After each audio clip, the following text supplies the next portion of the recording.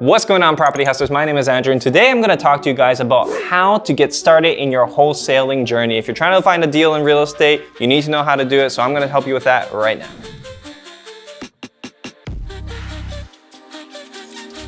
Now, once again, guys, before we get into it, I do want to remind everyone that we are currently hosting our free monthly in-person networking events for the property hustlers right here in Hamilton, Ontario. So if you're interested in all things real estate, make sure to check out our info in the description below. But now let's talk about wholesaling, because I've been getting a lot of questions about this, and I've been finding that a lot of people want to get started in the process, but they kind of don't know exactly where to go, and people tend to fumble around, so they kind of start things backwards. First of all, if you don't know what wholesaling is, you should check out one of our previous videos. I'm going to leave a link to it somewhere here, and it's basically going to talk about what wholesaling is as a whole. But let's say you've done all your research and you want to now get into wholesaling, you want to find deals, right? It doesn't matter what climate you're in, you're going to say, I want to get started in this. How do I even go? Do I start door knocking? Do I start joining Facebook groups of people who are wholesaling properties? And do I start looking for things this way? How do I go about doing this? Where do I find contracts? You should understand that as somebody who wants to get into wholesaling, that you are going to start with finding a property. You're going to lock it in with some kind of a contract, find a buyer for it, somebody to assign that property to,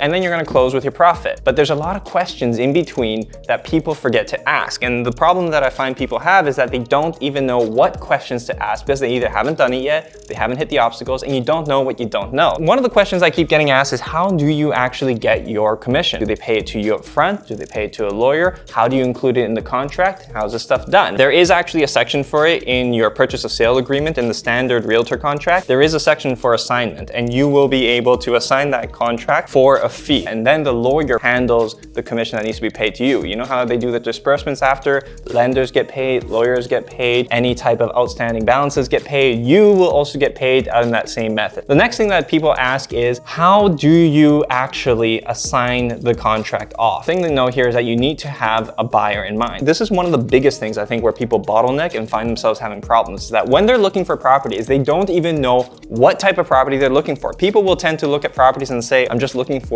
a generally distressed property. Sometimes what you think is feasible might not be the same kind of feasibility as it pertains to whoever is supposedly buying your property. So you want to make sure to find something that is targeted to a specific audience. So if you want to buy a property or lock in a deal that's flippable and you want to assign it to somebody else, you should be able to sell this and package it a little bit nicer so that this deal is palatable to somebody else. So I'm talking about breaking things down. Let's say you find a property, a regular single family neighborhood, decent neighborhood, and it needs things like kitchen, bath, new flooring, could use a fresh coat of paint. What you want to do is you want to create almost your own business plan for this and break things down and kind of create a pro forma to it. Pretend you are selling this to investors of your own, and you're going to say, hey, who wants to partner up with me on this? And you're going to break that down. This property, I have it locked in for this price. If we put in this much money, we can now sell it for this much afterward. That's our ARV, and we're going to be fixing X, Y, and Z. With our carrying costs and everything else, we stand to profit whatever the profits are. And that will tell you whether or not you have a good product. But now let's talk about looking at properties. Once you've talked to a few people and you've networked a little bit and you know what investors are looking for, like experienced flippers, experienced investors, people who are always looking for product. Like, we're always looking for product, and we have wholesalers out there looking for properties for us, but we have a specific formula that we follow and things that we want, and people who work with us know what we're looking for. When you're looking for property, you need to decide on the demographic that you're going to be selling to. What type of flipper are you selling to? Or what type of maybe a standard purchaser are you going to be selling to? And then you're going to look at those price ranges. Are you finding a $400,000 property, 600, 800, 1 million, 1.5 million? And then you have to do your market research to make sure that those numbers are there. Now, if you're not a realtor and you're looking to do wholesaling, you can either work with a realtor that will help you do market research, or you can use something like House Sigma. Now we can go to the first step, which is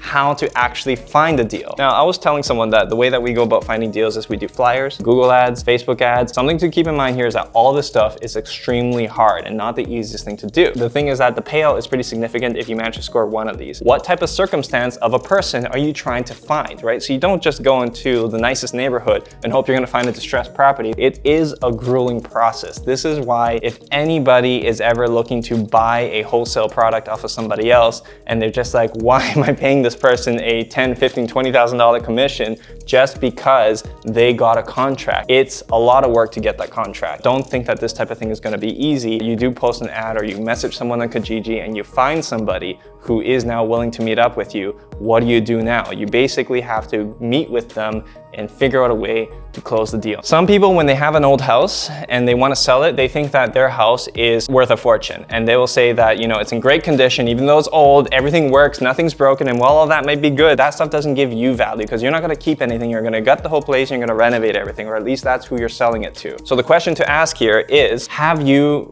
renovated the kitchen in the last 10 years? Have you renovated the bathroom in the last 10 years? Have you installed a new roof in the last 5 to 10 years? It tells the seller their property is maybe not currently up to date, and that allows you a good footing to start your negotiation. We do actually have a flipping and wholesaling course that we are going to be launching relatively soon, so please make sure to join our Property Hustlers Facebook group to stay updated with that. And as always, if you found this video helpful, make sure to like it, subscribe, and we'll see you on the next one.